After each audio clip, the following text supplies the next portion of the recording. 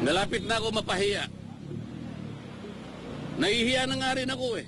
Siguro nahahalata ninyo eh. Nakakahiya talaga. Dinami-dami po ng mga ahensya na pinagkalooban ng confidential fund. Bakit po nag-iisa lang? Bakit po paikot-ikot kayo sa nag-iisang ahensya? Wala na po ba kayong pakialam doon sa iba? Anong klaseng gawain ito? Paano tayo makakagawa ng isang matibay, ng isang katanggap-tanggap na investigasyon? Kung sa dinabi-dami ng mga ahensyang nabigyan ng ganong klaseng pondo, isa lang ang tutugisin mo. Kaya nila ginagawa ito para sa impeachment. Isa sa paraan, baka sakaling makakuha siya. Hindi po ganun nga eh. Baligtad po ang nangyari eh. Hindi po kayo ang gagawa niyan. COA po, kung yun ang ating objective. Bakit isa lang inimbestigan natin? Ilang opisina ba ang merong confidential fund sa palagay nyo? May idea ba kayo? NGAs na lang, National Government Agencies. Ilan ba karami ang National Government Agencies? Palagay mo na lang 500. Okay?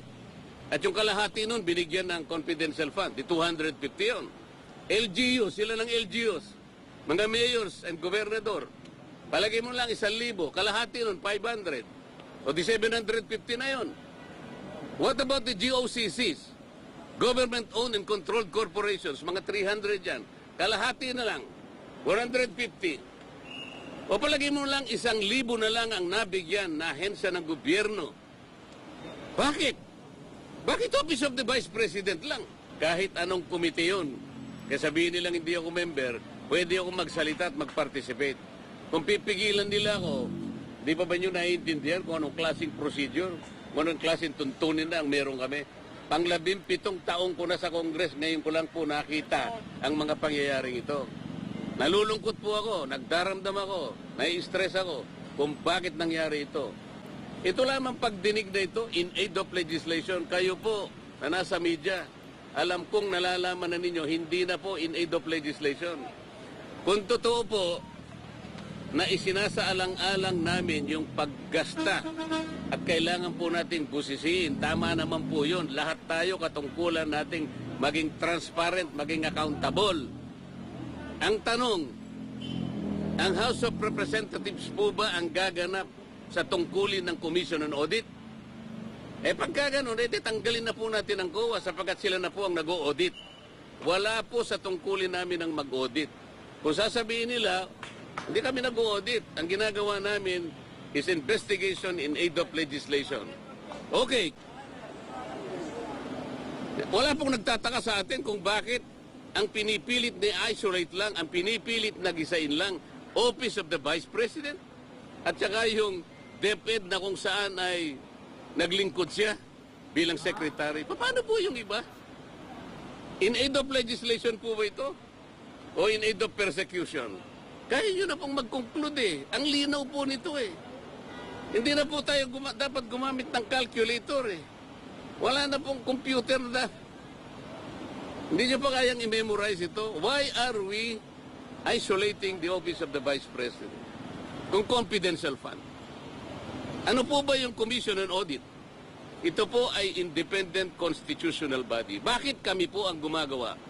Tanungin po natin, sa Lunes po, ako po ay mag-a-attend ng hearing po, ipagpapatuloy po yata ang pagdinig tungkol sa bagay na ito. Pipilitin kong pumunta ron, sana po'y walang mga away, sana po'y maging sensible, sana po ipakita nila the better arguments, wala na po sanang agawan ng hopya para tayong lahat po ay masaya. Para lahat makinabang po ang taong bayan. Ibig ko sabihin, sensible questioning, sensible arguments, wala na po kasi yung quality of debates eh. Wala na po eh. Noon po, yung unang pasok ko sa Congress, napaka-maingat namin kasi pag-address sa bawat isa sa amin.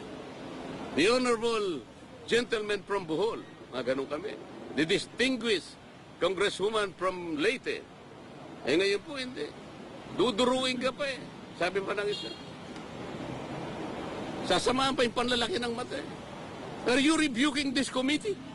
Nakakita po kayo ng gano'n? Nakakita na po kayo ng ganon. Ngayon ko lang po nakita, ewan ko po sa inyo, sa dami po ninyo, kung hindi po nyo nakikita ang nangyayari. Hindi po namin trabaho ang mag-audit. Yun pong audit observation memo o kaya notice of disallowance. By their very nature, ito po'y confidential. Confidential po eh. Bakit po ang House of Representatives kukunin nila po yung mga dokumento at sila mismo ang gagawa ng gawain ng COA? Ang ibig bang sabihin, gagawa po ba sila ng batas para i-abolish na po ang COA? Hindi po nila magagawa yun. Para ma-abolish mo ang COA, i-amend mo yung saligang batas. Nakakaintindihan po tayo?